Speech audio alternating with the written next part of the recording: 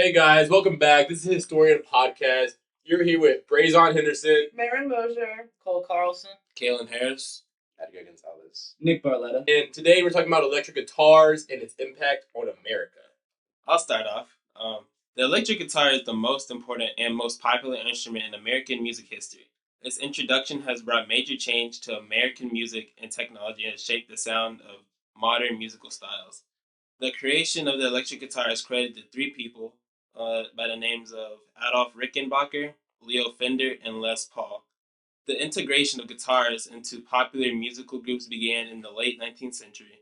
The electric guitar played a vital role in the development of rock and roll in the 50s. Artists like Elvis Presley helped define the genre with his electrifying guitar performances. The guitar became a symbol of rebellion and youth culture. In the 60s, artists like Jimi Hendrix used the guitar to counter societal norms. The electric guitar allowed for live performances to be better received. It allowed people in the audience to really feel the music and have a better experience. The electric guitar's versatility has allowed it to be a popular instrument till this day, influencing genres such as pop, country, rap, and more. It really has gone a long way over the years, just through so many different genres being formed. It's crazy that we started with like just folk and then went to rock. It all happened because of the gear that was invented, and the way sound got better over time. Yeah, and then with all those like genres, it like creates like kind of like cultures or subcultures in America. Yeah, Like no, it's very impactful yeah, to American culture. Like fans go crazy. Like there's something so Like captivating. yeah, it's It's a captivating about going to a concert. Yeah, and you're just around an entire community that's all there for the same music taste, yeah. and it's just created over the years such a impactful culture in America. Because like, what is America without electric guitars? Like Loki, electric guitars kind of, I want to say make America, but you can't have America without electric guitars. Like It's imagine American icon, classic. yeah, like imagine Classic. America without Freebird or like Nirvana or like metal or grunge or anything. Like, is this not? It just sounds like England, man. Yeah. I do think the most impactful things in American music did start in England, which is kind of cool. But it's really mostly America and England. Like other cultures don't use the guitar as much, besides maybe like Mexican music. Yeah. America just does it cooler. Yeah. America. And like every like commercial has guitar in it usually, like at least some form. And then like Some sort of jingle. Like, yeah, like what's more American than capitalism? And like like really, and like with all the sales of the guitar, like it creates a great economy. Okay, so who invented the first electric guitar? Like officially. That's a good question. well, I think it was the first person that Kalen mentioned. I think it was Adolf Rickenbacker. Was But It yeah, was- other people. yeah, it was debated a lot, right? Yeah. Like Answers for it. They were like Leo Fender and Les Paul. Yeah, Les Paul, Leo Fender, and Adolf Rickenbacker are all like discussed as the inventors of the original guitar, but it's difficult to like narrow down which of them really was. I think it was Rickenbacker, right? Yeah. Yeah, I think so. why y'all say that?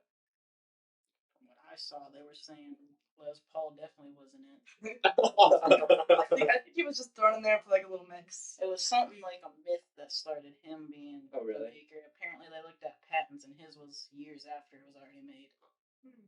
So it is often thought that Leo Fender took the guitar into the age of mass production, but it has been considered for mass production since the 1920s. Adolf Rickenbacker worked together with the National String Company to produce the frying pan lap steel guitar, which couldn't have been created without national electrification by the 1930s, and about 60 to 70% of the U.S. had been electrified, which is around when Rickenbacker patented his guitar. Okay, so Rickenbacker's guitar, the lap steel guitar, it looked really goofy. So it was just like the fretboard, and it had a pickup and steel strings with a volume controller on right next to the pickup. And the body of the guitar was like about the size of the sound hole on a standard acoustic guitar. So she looked real funny. And the actual guitar needed the development of pickups, condensers, and potentiometers. What's a potentiometer? It's basically the mechanism that controls the volume on the lap steel guitar and guitars today as well. It's a voltage that divider that's used for dimmer light switches, the brightness on TVs, and faders and audio equipment that we use daily now. Oh, that's cool. That's neat, yeah. Such a big word for such a tiny little thing too. No, so well, electric guitars they also gained popularity in recording technology because the banjo, which was typically used in recording, tended to cause the recording needle to like jump off, like to jump, and then it wouldn't sound as smooth as it did with an electric guitar. So that solved that problem. Hmm. Yeah. Hmm. The first amplifiers used vacuum tubes for amplification, which originated with inventors, tinkerers, and entrepreneurs in radio and television. Yeah, and those same people, such as entrepreneurs and amateur tinkerers, popped up and made profit from selling and working on guitars and amps. This expanded economic opportunities and created more jobs for people in the industry that we still have today because there's always a music store somewhere that can fix a guitar, fix a bass or an amp or things like that. You know, I feel like there's one at least in every city. Yeah. Yeah. Yes. Not much far from here either. There's a guitar store right down the street. Well, the amps did allow them to play their guitars louder, so that more people could hear them and like bigger concerts. Yeah, and it wasn't even just that. Electric guitars could make different sounds that no instrument before them could really do.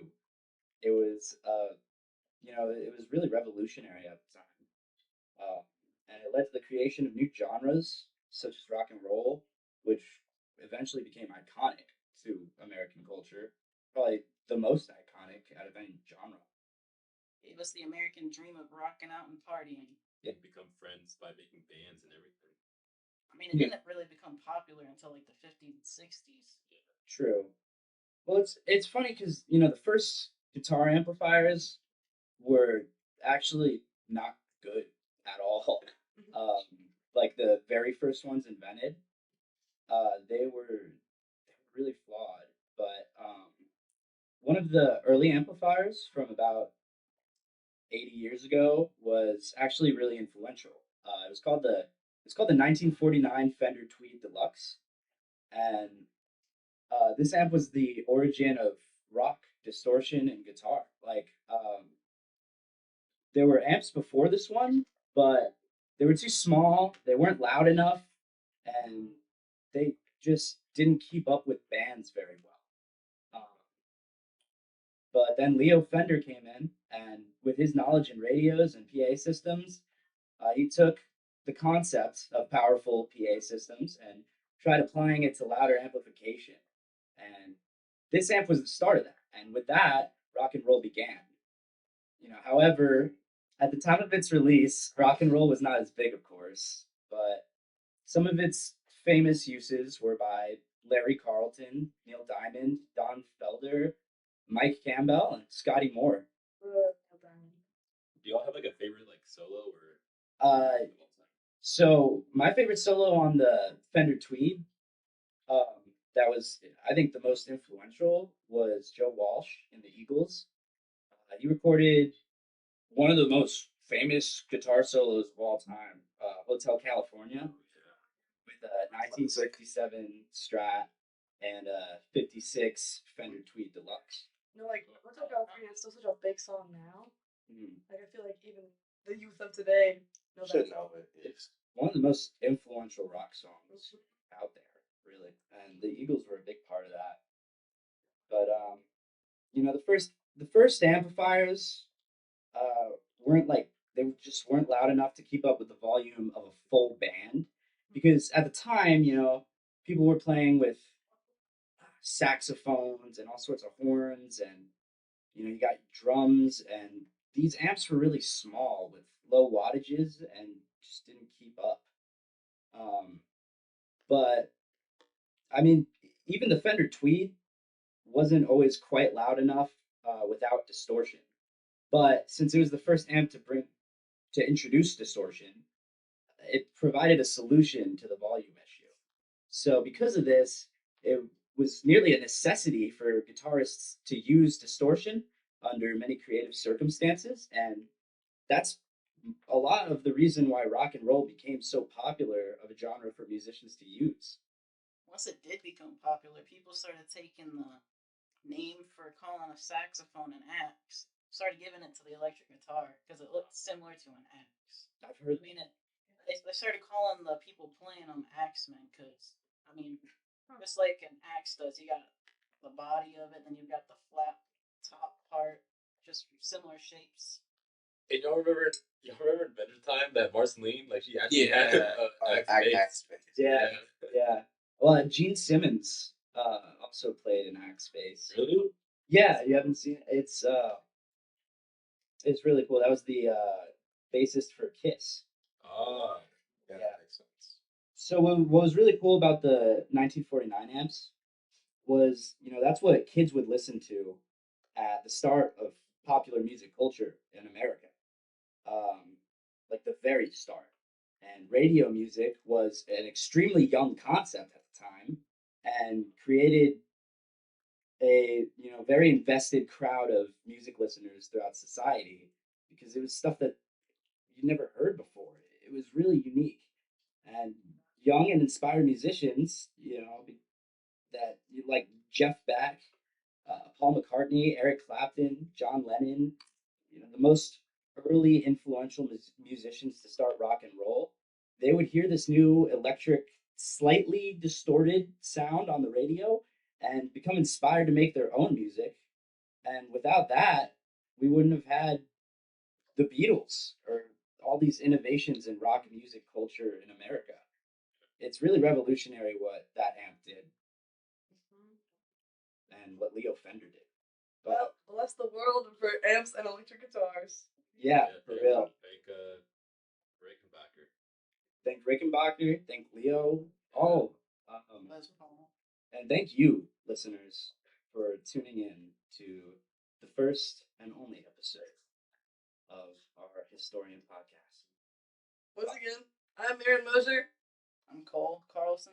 I'm Kalen Harris. I'm Edgar Gonzalez. I'm Nick Barletta, And I'm Brazon Henderson, and we, the historians, are signing off. podcast out.